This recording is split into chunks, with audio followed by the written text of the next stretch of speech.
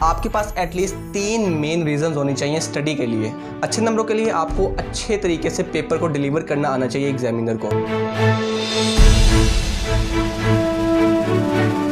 सो है गाइस, मेरा नाम फैजान तनवीर है और आज की वीडियो में हम लोग बात करने वाले हैं ऐसी सीक्रेट ट्रिक्स के बारे में जो कि आप लोगों को बोर्ड एग्जाम से पहले पता होनी चाहिए और जिन पर अमल कर कर आप लोग अपने बोर्ड के एग्जाम में टॉप करेंगे। और यही ट्रिक्स जो थी वो मैंने अपनी लाइफ में अप्लाई की और अपने बोर्ड के एग्जाम में अपने पूरे स्कूल में टॉप किया। सो अगर आप लोग जानना चाहते हैं वाकई सीरियस है अपने बोर्ड के एग्जाम्स के अंदर, तो आप लोग ये वीडियो शुरू से लेकर एंड तक लाजमी से देखिएगा। तो चलिए आज की इस वीडियो को स्टार्ट करते हैं। जब आप लोग आज का काम कल पर छोड़ देते हैं, यानी कि आज मैं ये काम नहीं करूंगा, मैं कल ये काम करूंगा, ये जो फलान टॉपिक है ये मैंने आज मुझसे नहीं हो रहा, मैं कल करूंगा, यानी कि आज की चीज कल पर डाल रहे हैं, तो समझ जाइए आप अपने डिक्लाइन की तरफ चलते जा रहे हैं।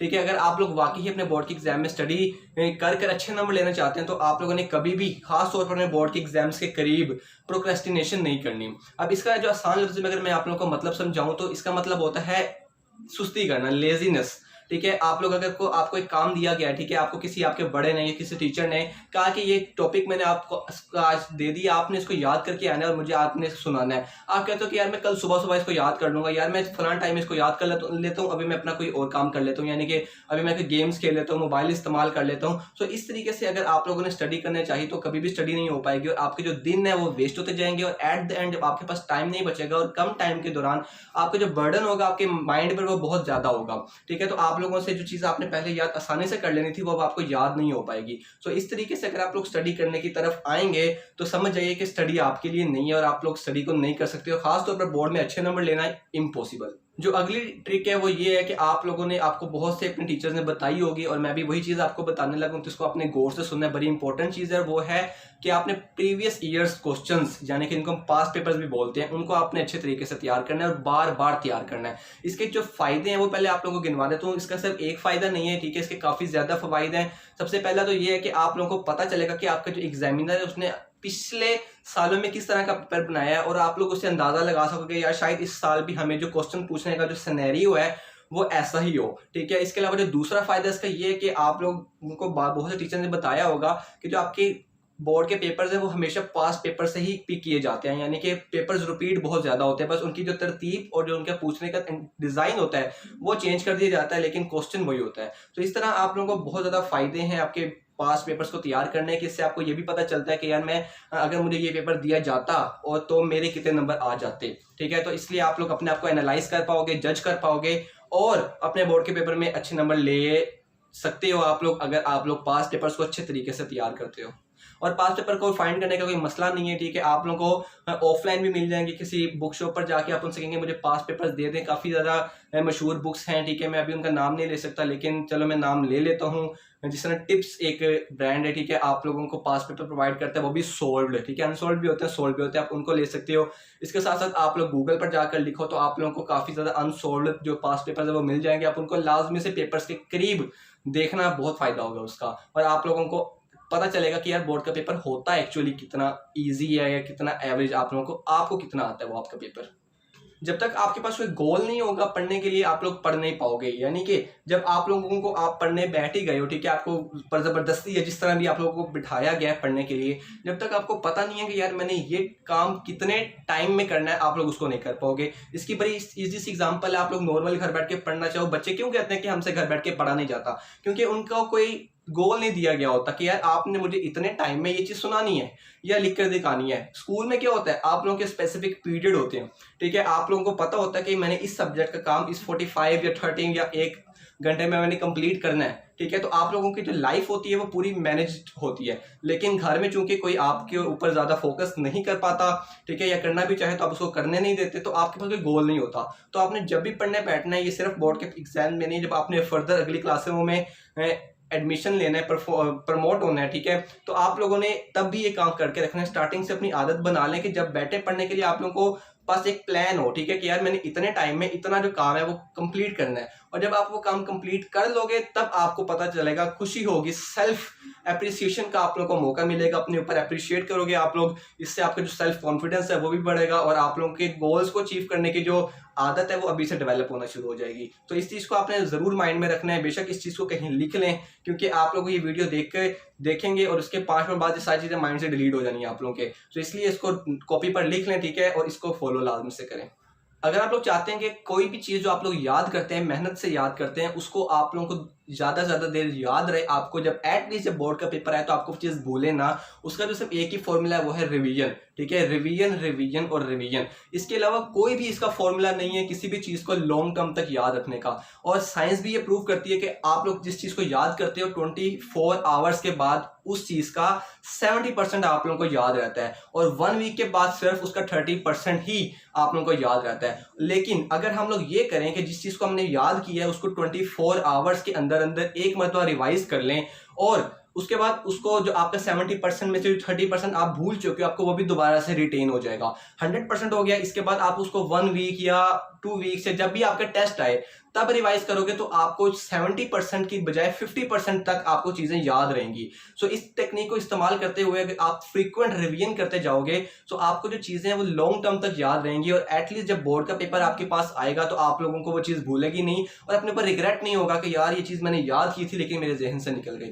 ठीक है, तो इस रिग्रेट से अगर आप लोग बचना चाहते हैं तो अपने आज जो आपने काम किया है ना उसको अभी बैठकर वीडियो देखने के बाद उसको रिवाइज करें। ठीक है, तो आप लोगों को बहुत फायदा होगा, और आप लोगों के जो माइंड है ना उसकी कैपेसिटी भी बढ़ेगी। ठीक है, आपको चीजें लॉन्ग टर्म तक याद रहेंगी।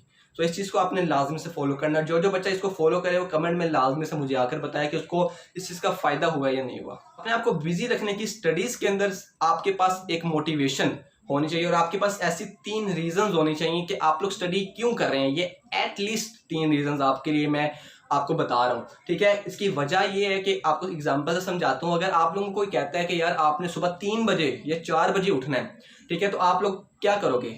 अगर आप लोग ऑनेस्टली बताओ, आप लोग नहीं उठोगे।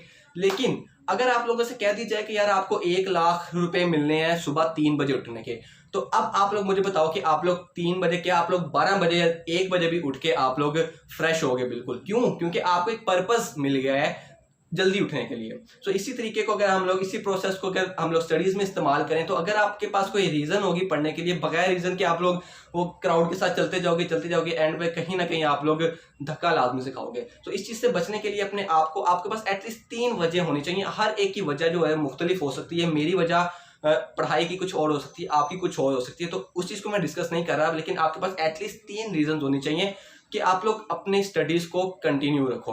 क्योंकि जब आपके पास एक पर्पस होगा आपके सामने, आपको पता होगा कि यार मैंने इस पॉइंट तक पहुंचना है, मैंने ये चीज अचीव करनी है, मैंने इतनी जल्दी मिलियनेयर बनना है, मैंने इतनी जल्दी ये काम करना है, ये चीज गाड़ी लेनी है, तो आपको स्टडी करने में भी मजा आएगा, और आप लोग प्रोक्रेस्टिनेशन से भी बाज रहोगे, और इसके साथ साथ आपको चीजें लॉन्ग टर्म तक याद रहेंगी। तो मैंने जितने भी पीछे पॉइंट्स बताए हैं उन सबको अगर मैं समराइज करना चाहूँ तो वो सिर्फ इस पॉइंट में समराइज किया जा सकता है कि आपके पास एक मोटिवेशन होनी चाहिए। और अगर मोटिवेशन आपको नहीं मिल रही तो आप लोग सिंपल यूट्यूब पर जाकर कोई सी भी वीडियो देख लें, कोई भी मोटिवेशन वीडियो देखें, आपके अंदर बूस्ट आएगा। ठीक है, और इस तरीके से आप स्टार्टअप ले पाओगे। अगर आप लोग वाकई चाहते हो कि आपके बोर्ड के एग्जाम में अच्छे नंबर आए, तो आप लोगों ने जो चीज याद की है, जितना भी पीछे पूरे साल में पढ़ा है, उसको आपको डिलीवर करना आना चाहिए अपने एग्जामिनर को। आपके बोर्ड के पेपर में आप सामने नहीं होते एग्जामिनर के, आपका पेपर आपको रिप्रेजेंट कर रहा होता है, और उसी 3 घंटे में आपने जो पिछले पूरे साल 365 डेज में जो भी पढ़ा है, आपने उसको रिप्रेजेंट करना होता है सिर्फ 2 to 3 आवर्स के अंदर अपने बोर्ड के एग्जाम में।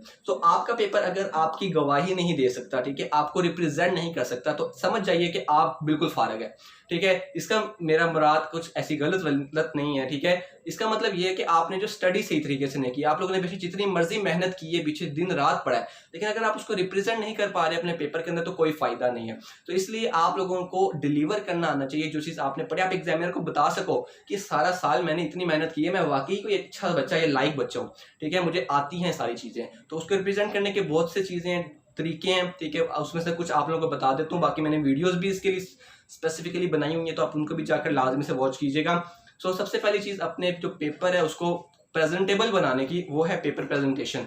हजारों वीडियोस पेपर प्रेजेंटेशन पर मैंने बना चुका हूं। ठीक है, उसको मैं अभी डिस्कस नहीं कर रहा। आप लोगों को लॉन्ग क्वेश्चंस और शॉर्ट क्वेश्चंस की लेंथ आप लोगों को पता होनी चाहिए कि यार मैंने 2 नंबर के लिए कितनी लेंथ इस अपने पेपर पे देनी है। ये नहीं करना कि 2 नंबर के क्वेश्चन के लिए आप 3 पेज भर रहे हो। ठीक है, इसी तरीके से जो 8 नंबर का लॉन्ग क्वेश्चन है उसके लिए आपने ये नहीं करना कि 2 से 3 पेज। आपको पता होना चाहिए कि यार किस चीज को मैंने कितना टाइम देना है। और इसके साथ साथ शॉर्ट क्वेश्चन आप लोगों को बता देता हूँ कि शॉर्ट क्वेश्चन की आप लोग लेंथ कम रखें। अगर आप उसमें ज्यादा टाइम लगाएंगे तो आपके जब लॉन्ग क्वेश्चन पर पहुंचेंगे आपके पास टाइम कम होगा और आप सिर्फ 1 से 2 पेज ही लिख पाओगे। सो फिर बच्चे कहते हैं कि हमारे जो नंबर हैं वो कम हो गए। इसके साथ साथ आप लोगों को पता होना चाहिए कि जो इंपॉर्टेंट वर्ड्स हैं किसी भी लॉन्ग क्वेश्चन में वो आपने हाईलाइट करने हैं। क्योंकि अगर आप लोगों को एक पेपर दे दिया जाए, ठीक है, चेक करने के लिए, आप एग्जामिनर हो सपोज करो, तो आप लोग क्या करोगे? आप लोग क्या पूरा पेपर पढ़ना शुरू कर दोगे? ऐसा बिल्कुल नहीं है, क्योंकि आपने बाकी पेपर भी पढ़ने हैं। आपको अगर पैसे मिल रहे हैं ऊपर से एक पेपर को चेक करने के, तो आप पेपर पर क्यों इतना टाइम लगाओगे? आप चाहोगे जल्दी से जल्दी चेक कर दूं।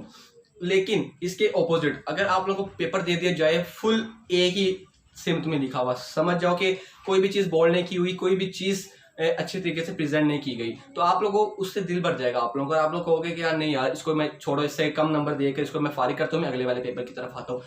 और दूसरी तरफ क्या है कि आप लोगों को एक पेपर दे दीजिए जिसमें सारे इंपॉर्टेंट वर्ड्स हाईलाइटेड हैं, प्रॉपर डेफिनेशन बनी हुई है, पेपर कमाल की प्रेजेंटेशन की हुई है।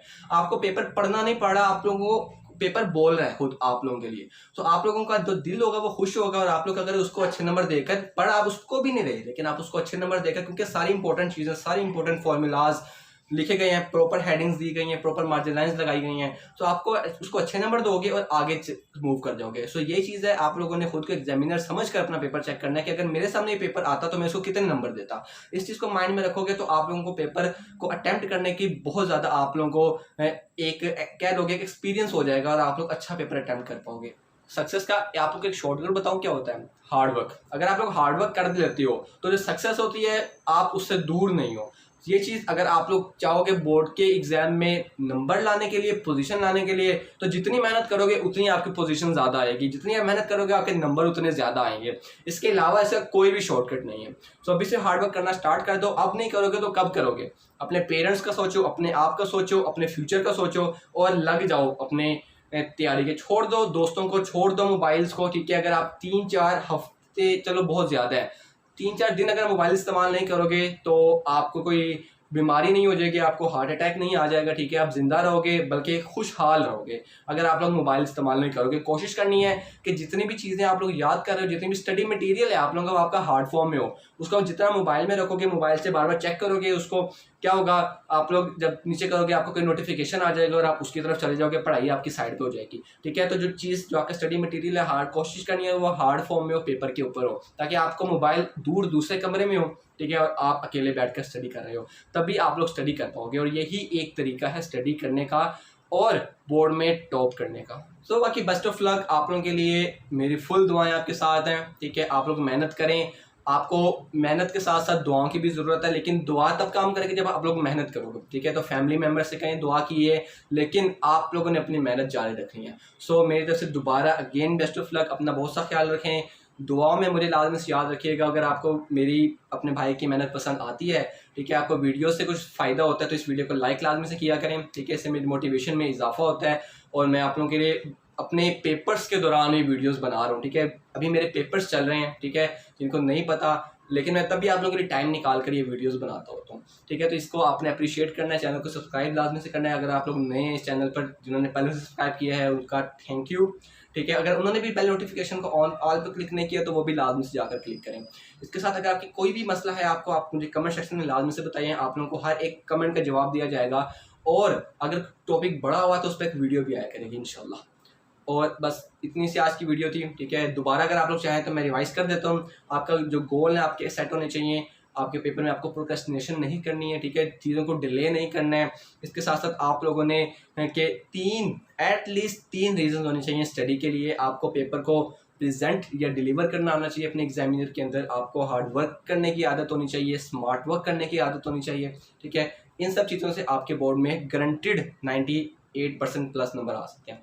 अपना बहुत सा ख्याल रखें। फिजान तनवीर को इजाज़त दें। अगली वीडियो तक अल्लाह हाफिज़।